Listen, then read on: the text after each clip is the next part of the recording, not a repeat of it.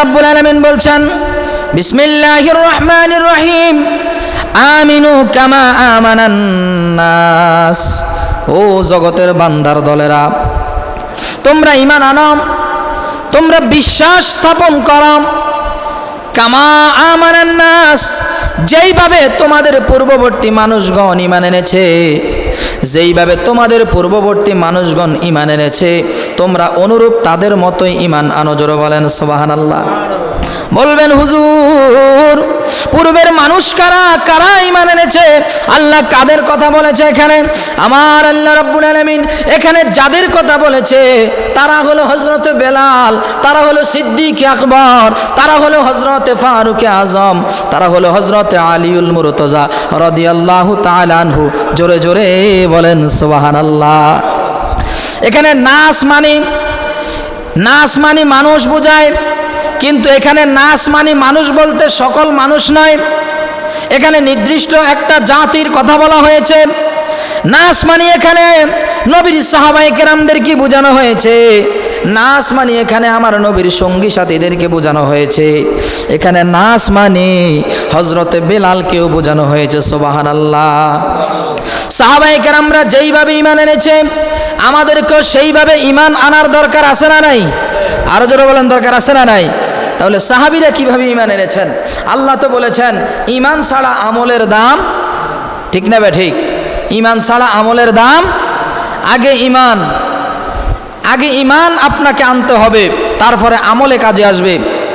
রাসূল করিম সাল্লাল্লাহু আলাইহি ওয়াসাল্লাম হাদিস মুবারকার মধ্যে ইরশাদ ফরমান, তুমি যদি উহুদ পাহাড় পরিমাণ যদি ইবাদত করো, তোমার আমল যদি উহুদ পাহাড় পরিমাণ হয়ে যায়, যদি তোমার নিকট উহুদ পাহাড় পরিমাণ স্বর্ণ থাকে, আর তা যদি তুমি আল্লাহর রাস্তায় খরচ করো, ফি সাবিলিল্লাহি মা কুব্বিলা মিনকা হাত্তা তুমিনা বিল কদরি, যদি তুমি আল্লাহর রাস্তায় এইগুলো ব্যয় করো, আর যদি তুমি তাকদীরের প্রতি যদি বিশ্বাস না রাখো, ওই তোমার উহুদ পরিমাণ স্বর্ণ আল্লাহর রাস্তায় দান করলেও কোনো সওয়াব হবে। তার মানে এখানে বোঝা গেল যতই নেক আমল করুক, ওই নেক আমল কবুল করানোর জন্য পূর্ব শর্ত হলো ঈমান, ঠিক না বা ঠিক? অনেকেই বলে ঈমান ঈমান, এগুলো নিয়ে ওয়াজ করে বেশি, আমলের কথা বলে না। সুন্নিরা খালি ঈমান আর নবী নিয়ে ব্যস্ত। আরে ঈমান আর নবী তো জান্নাতে যাওয়ার তরি। সুবহানাল্লাহ বলেন। আল্লাহর নবী বলেছেন যে অল্প আমলেই নাজাতের জন্য যথেষ্ট হইবে। ওই আমলটা যদি তোমার ঈমান যুক্ত হয়, ঠিক না বা ঠিক? ঈমান যুক্ত আমল লাগবে। তার মানে এই নয় যে অল্প আমলই আমি করব না, আমাকে আমল করতেই হবে। তবে ওই আমল করার আগে আমার ঈমানকে মজবুত করার দরকার আছে না নাই? আরো জোর দরকার আছে না নাই? ঈমান ছাড়া যারা মারা যাবে, ঈমান ব্যতীত যারা ইন্তেকাল করবে, তাদের জন্য কবর, হাসর, মিজান, ফুলসিরাত সুখের না দুঃখের? আরো জোর বলেন, সুখের না দুঃখের? দুঃখের।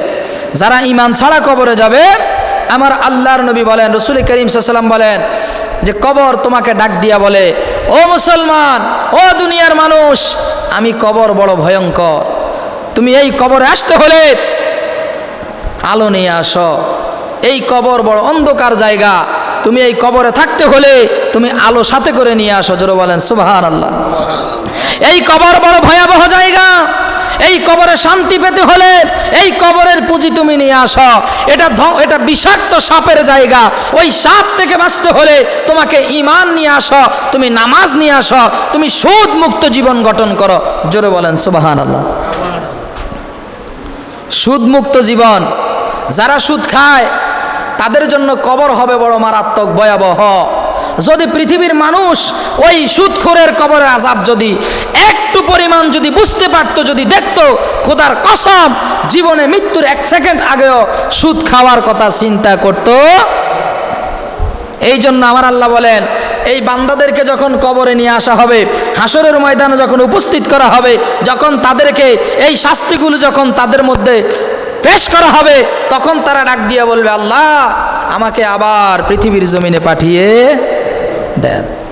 আমাকে আবার পৃথিবীর জমিনে পাঠিয়ে দেন, আল্লাহ আমাকে আবার দুনিয়ার জমিনে ছেড়ে দেন, আমি আরেকটা মাত্র সুযোগ চাই আপনার কাছে মালিক, জীবনে আর কখনো আমি খারাপ পথে থাকবো না, অন্যায় করব না, আমি সুদ খাবো না, গুনার কাজ করব না, একমাত্র আপনি আল্লাহ পাকের ইবাদতই করব। আমার আল্লাহ কয় না, এখন আর সুযোগ, ঠিক না বে ঠিক?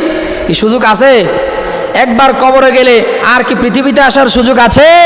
নাই। অতএব এই পৃথিবী বারবার আমাদেরকে সতর্ক করে দেয়, বারবার আমাদেরকে সচেতন করে দেয় যে বান্দা তুমি কবরে চলে যাবে, কবরে যাওয়ার আগে আগে ঈমান এবং আমলের মজবুতি নিয়ে কবরে আসো, ঠিক না বে ঠিক? এই জন্য আমার আল্লাহ বলেন, বান্দারা তোমরা যে ঈমান আনো কামা আমানান নাস, যেইভাবে পূর্ববর্তী মানুষগণ ঈমান এনেছে, পূর্ববর্তী মানুষ বলতে এখানে সাহাবায়ে কেরামদেরকে বোঝানো হয়েছে। সাহাবায়ে কেরামরা কেমনভাবে ঈমান এনেছেন, সাহাবায়ে কেরামরা কেমনভাবে ঈমান এনেছেন? আমার ভাইয়েরা, বাবারা, বন্ধুরা, হযরতে ফারুক আজম থেকে শুরু করে চার খলিফা এমন কঠিনভাবে ঈমান এনেছেন, জীবন তাদের একদিকে, আবার অন্যান্য বিষয় আবার তাদের আরেক দিকে, আমার রসুল তাদের একদিকে। যদি তাদেরকে কেউ ঈমানের ব্যাপারে যদি বিরুদ্ধে বলতো, তাহলে তারা সব কিছু ছেড়ে দিয়ে ঈমানের পক্ষেই থেকে যেত। বলেন সুবহানাল্লাহ। জানের চাইতে বেশি আমার নবীকে ভালোবাসত। একজন সাহাবী হযরতে বেলাল রাদিয়াল্লাহু তাআলা আনহু, তিনি কেমনভাবে ঈমান এনেছেন, আমাদেরকেও সেইভাবে ঈমান আনতে হবে। আজকে তো আমরা মুসলমান দাবি করি, আজকে আমরা ঈমানদার দাবি করি, নামেই মাত্র ঈমানদার, নামেই মাত্র আমি মুসলমান। যদি বাস্তবে দখলে সূত্রে যাই, তাহলে ওই দখল সূত্রে শয়তান মালিক, ঠিক কিনা? আমি কাগজে পত্রে মালিক, কিন্তু দখল সূত্রে কে মালিক? শয়তান। দখল সূত্রে আমার মালিক, দখল সূত্রে শয়তান হয়ে আছে। আমি দাবি করি ঈমানদার, দাবি করি মুসলমান, কিন্তু আমার কার্যকলাপ, আমার কাজকর্ম, আমার চলা, আমার ফেরা, আমার কথাবার্তা, আমার খাওয়া দাওয়া, আমার লেনদেন, আমার সব কিছু হলো ইবলিশ শয়তানের সিলেবাস, ঠিক না বে ঠিক? তাহলে আমি কিসের মুসলমান? আমার দাবির সাথে আমার কাজের কোনো মিল নাই।